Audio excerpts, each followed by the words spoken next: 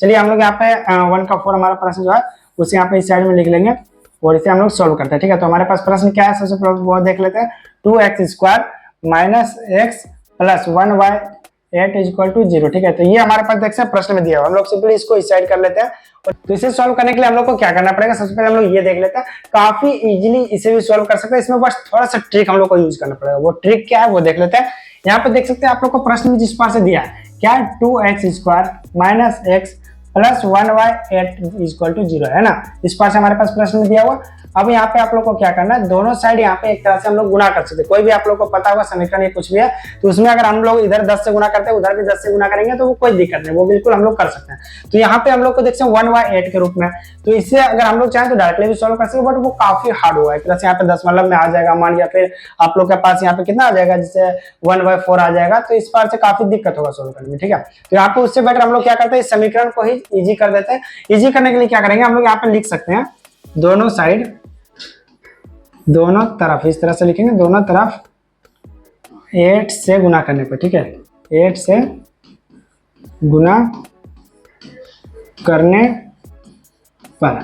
अगर ये नहीं भी लिखेंगे फिर भी कोई दिक्कत नहीं, आप लोग बिना लिखे भी गुना करना चाहे कर सकते हैं, बट हम लोग यहाँ पे लिख लिए हैं। उसके बाद 8 से गुना कर देंगे, यहाँ पे 2x² minus X plus 1y8 equal to, यहाँ पे देखते हैं इजी हमारा हो गया। फिर इधर अगर 8 इंटू 0 करेंगे तो वो तो हमारा 0 ही हो जाएगा। तो यहाँ पे हम लोग क्या करेंगे, यहाँ पे देखते हैं 16x² गुना करने से हमारा कितना है, 16x² माइनस 8x प्लस यहाँ पे 8 इंटू 8 कट जाएगा, जैसे यहाँ पे 8 इधर गुना में है और बटे में 1y8 है, तो ये दोनों तो कट ही जाएगा। तो ये हम लोग किस पास से लिखेंगे, यहाँ पे डायरेक्टली हम लोग यहाँ पे लिख देंगे 1। ठीक है, 1 लिखेंगे और ये हमारा कुछ पास हो गया, इक्वल टू में इधर 0 आ जाएगा तो ये 0। तो ये देखते हैं हमारे पास क्या आ चुका है, ये हमारे पास पहले कुछ पार से एक समीकरण था, अब हमारे पास जो समीकरण आया देखते हैं काफी इजी समीकरण आया। ठीक है, तो बस ये इतने स्टेप्स को करके आप लोग को ध्यान देना।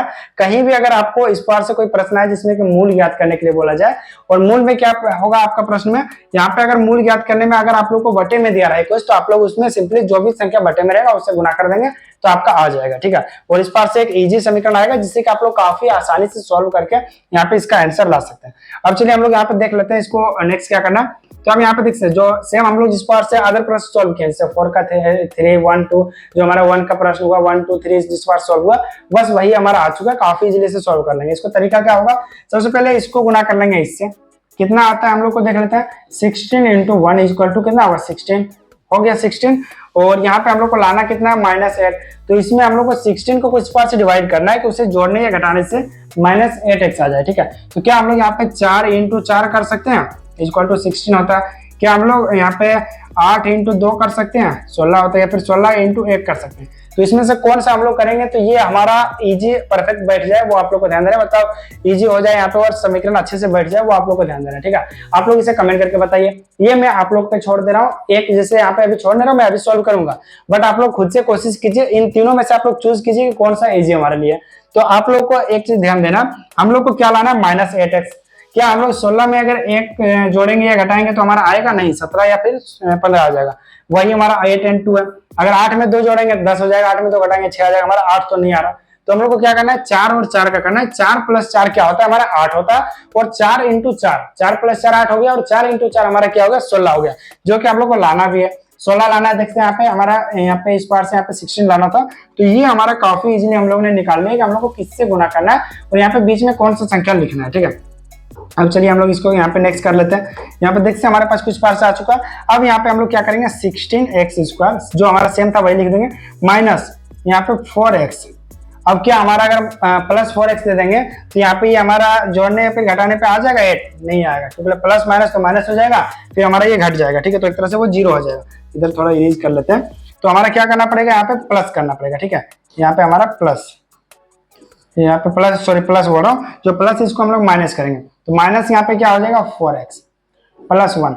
अब यहाँ पे हम लोग देख लेते हैं क्या हमारा, यहाँ पे अगर -4x और -4x जिसे जोड़ा जाए तो क्या हमारा -8x आता है, हाँ आता है, बिल्कुल आता है। और क्या 4 इंटू 4 16 आता है, गुना करने पे 16 इंटू 1 16 हुआ, तो इसी पास यहाँ पे आ रहा है, परफेक्ट मिल रहा है, हाँ बिल्कुल मिल रहा है। तो ये हमारा आंसर बिल्कुल राइट हो जाएगा। ठीक है, आंसर नहीं अभी आया, अभी मतलब ये हमारा प्रोसेस बिल्कुल राइट हो जाएगा।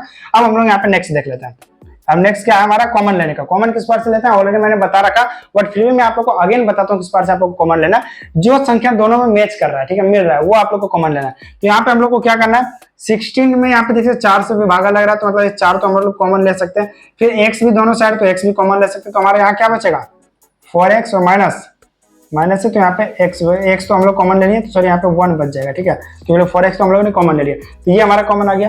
अब यहाँ पे देख सकते माइनस है, माइनस यहाँ पे क्या हम लोग x इधर है नहीं है, तो x कॉमन ले सकते हैं। क्या हम लोग 4 कॉमन ले सकते हैं, नहीं, क्योंकि उधर 4 भी नहीं है, तो यहाँ पे क्या हो जाएगा, ले सकते हैं 4 भी, अगर चाहे तो कॉमन ले सकते हैं। यहाँ पे कुछ पार्ट से आ जाएगा, यहाँ पे सॉरी माइनस और 1/4 आ जाएगा। इस तरह से चाहे तो हम लोग कॉमन ले सकते हैं, कोई दिक्कत नहीं। बट क्या हमारा ये और वो मैच कर रहा है, नहीं कर रहा है, तो हम लोग को ये नहीं करना है, हमारा ये दोनों को मैच करना है। ये जो हमारा आया वो उस साइड भी आना चाहिए, नहीं तो हमारा प्रोसेस गलत है, ठीक है।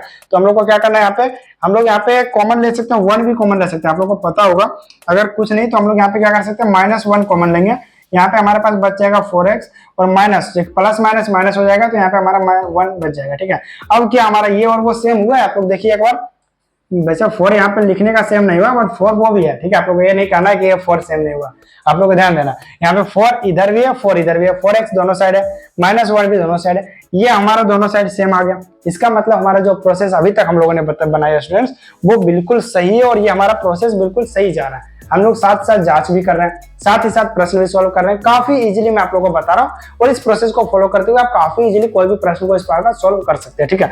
अब चलिए हम लोग यहाँ पे नेक्स्ट बढ़ जाते हैं। इसमें क्या करना है हम लोग को, नेक्स्ट यहाँ पे आज पेन ले लियो, सबसे पहले यहाँ पे नेक्स्ट करते हैं। अब यहाँ पे देखते हैं हमारा जो 4x इस साइड है, 4x - 1 इसको इस साइड कर लेंगे, और इधर भी देखते हैं हमारा 4x है, 4x - 1 दोनों साइड, 4x दोनों साइड आ गया, सेम ही है दोनों साइड, बट फिर भी हम लोग को इसमें कुछ नहीं करना है, मतलब ये नहीं कि हम लोग सेम है तो हटा देंगे।